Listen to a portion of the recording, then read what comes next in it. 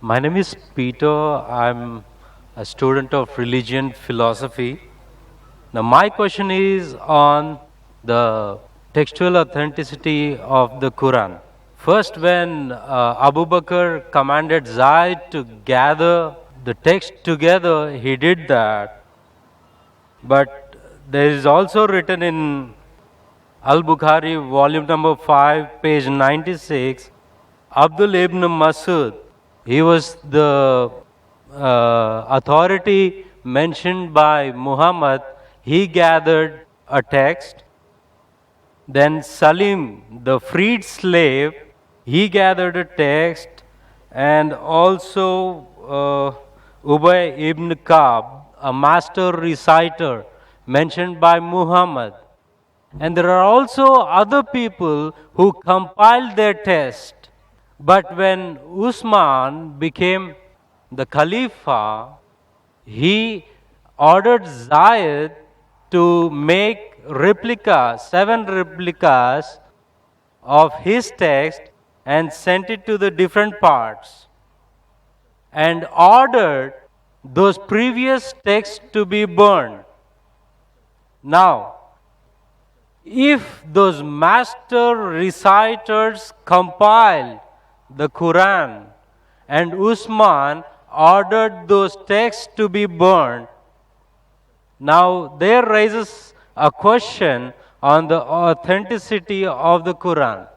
MashaAllah. Brother knows about Ibn Masud, may Allah be pleased with him, about Zayd ibn Thabit, may Allah be pleased with him. MashaAllah. Many of the Muslims will not know those names. You know, now it's easy to go on the internet. Jesus Christ, peace be upon him, said in the Gospel of John, chapter number 8, verse number 32, seek ye the truth and the truth shall free you.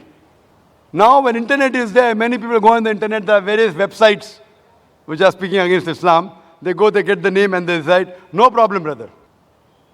No problem.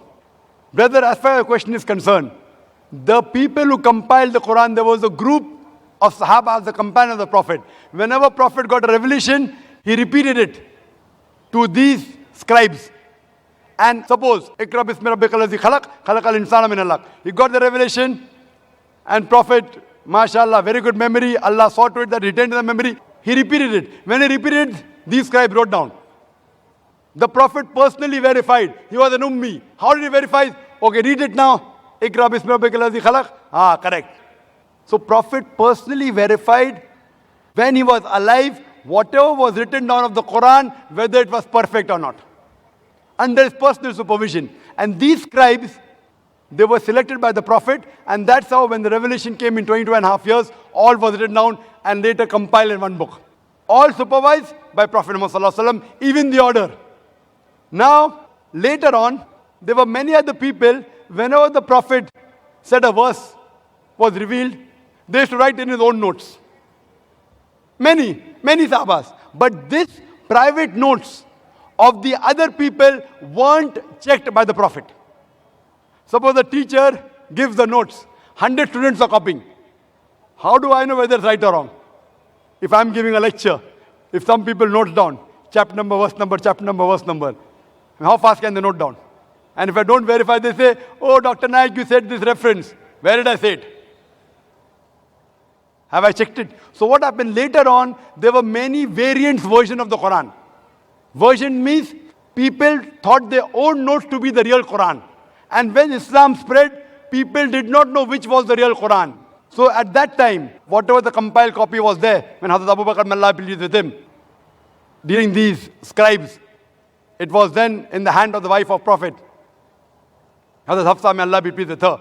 And then Usman ordered that copy, may Allah be pleased with him, and had a replication so that it could be sent to different parts of the world. And then he said, whatever copy you have, whether right or wrong, you burn it. Because that hasn't been verified. So people had their own notes. Suppose someone makes notes of my lecture, there are people making here notes. Maybe 80% is right, 90%, 100% is very difficult. Correct? 100% is very difficult. So 80%, even if it's 100% correct, if I give you now, this is the book of my lecture. You know, you'll be getting a book now. Quran and Modern Science. Authenticated by me. Your notes, you throw it away. Why does he require the notes? I have given you a book. Anyway, you aren't getting the full lecture. You are getting part of the lecture, Quran, Modern Science. Now that part I'll tell you, brother, throw that notes away. This is correct. Authenticated by me, Dr. Zakir Naik. My book. The same way, whatever was authenticated by the Prophet, the revelation of Allah subhanahu wa ta'ala, Hazrat Usman, may Allah be pleased with him, he said, all the other copies should be burned. That does not mean there was variant Quran. There was one Quran that was revealed. But people, when they wrote with their own notes, there were differences. So that's the reason now one of those copies is even today present in Koptaki Museum in Istanbul.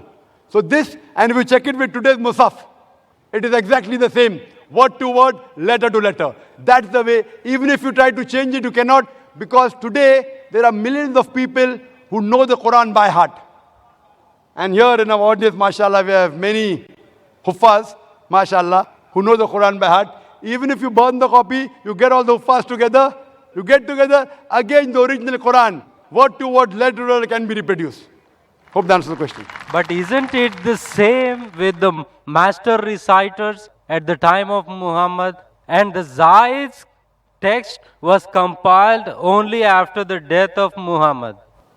That's totally wrong to say that. What we have to realize that Zaid ibn Thabit, he was appointed as the chief of the scribes. There were many Sahabas together. He was appointed as the chief. And this was personally verified by Prophet Muhammad sallallahu alaihi wasallam. And later on, at the time of Hazrat Abu Bakr, may Allah be pleased with him, it was made into a book form.